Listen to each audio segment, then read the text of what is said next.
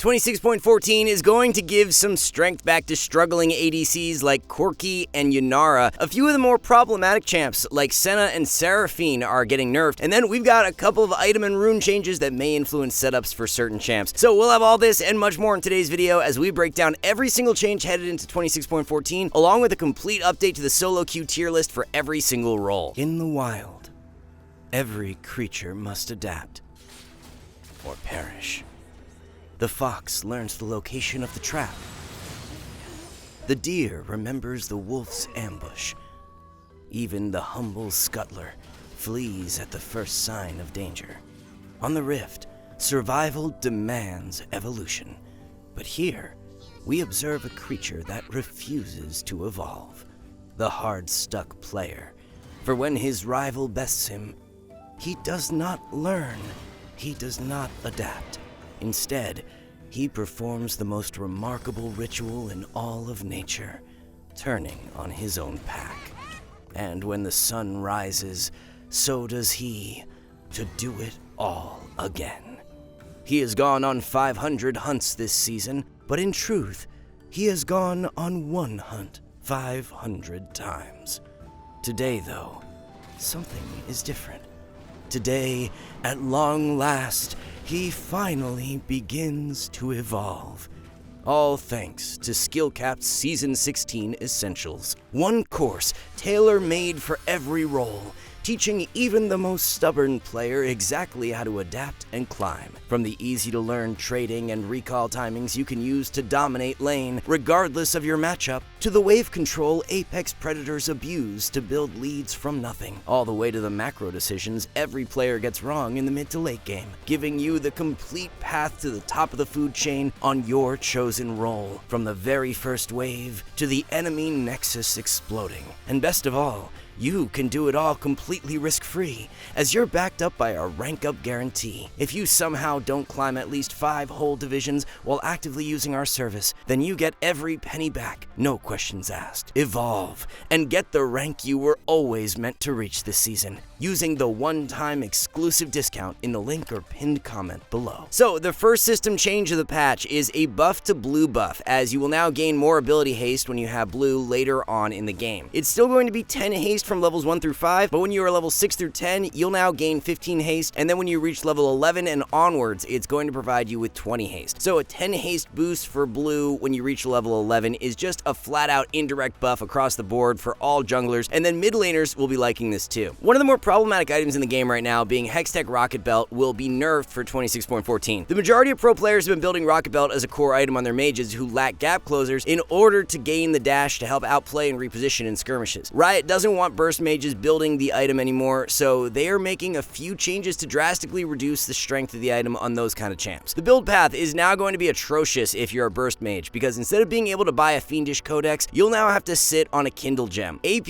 on the item is dropping from 70 to 60, the active dash cooldown is going up from 40 to 50 seconds, while the health on the item is the only thing that's buffed, with it going up from 300 to 350. So AP bruisers like Silas and Vlad very likely still want Rocket Belt, but on your champs like Syndra, Orianna, Mel, Victor, or Hui, it's most likely not going to be an optimal pickup anymore. This is definitely something we'll be tracking closely throughout the patch, because there have been a ton of Rocket Belt users and picks like Kennen or Nidalee who do want to burst, but also like having the added durability from the item, so we're more unsure as to how they will fare with Rocket Belt moving forward. As a whole, the item is nerfed, so we should see anyone who takes Rocket Belt as a staple pickup at least become a little bit weaker for 26.14. Another item on the nerf list is Protoplasm Harness, as a lot of the highest win rate champs in meta have been building Protoplasm a lot lately, so Riot's nerfing the item to bring those picks down in strength. Nasus Jungle, Singed, and Rammus have all been top 3 win rate champs in their roles, so by nerfing Protoplasm, you reduce the strength of all 3 without having to directly nerf all of them. Cost of Protoplasm is going up from 2,500 to 2,600 gold. Passive health gain is dropping from 200 scaling to 300 to 100 scaling to 300, while healing is going from 200 scaling to 400 to 100 scaling to 400. So it's more of an early game nerf to Protoplasm, which is going to hurt Nasus Jungle the most since he's been rushing the item. Since Singed and Rammus only grab Protoplasm as a third pickup or later, they won't be impacted very much at all by the changes. Even then, we can't see the nerf being that detrimental for Nasus either, with how insane he's been performing over the past patch, as even a 1 or 2% drop in win rate due to the nerf still keeps Nasus in a great spot. So decent nerf, but nothing that should result in any of its users falling out of meta. Jack of all trades is the one rune being nerfed for 26.14, as the adaptive damage you get from 5 stacks is going from 10 to 6, and adaptive damage at 10 stacks is dropping from 25 to 20. So this nerf is going to most heavily impact Riven, Aurelia, Smolder, Bard, Senna, Misfortune, and Zed, as they have been the most common Jack of all trades users in recent patches. Whether the nerf kills the rune on these champs is hard to say, so we'll have to keep an eye on the rune's performance throughout the patch, and if it does end up becoming suboptimal, we will be sure to let you guys know in our mid-patch tier list update next week.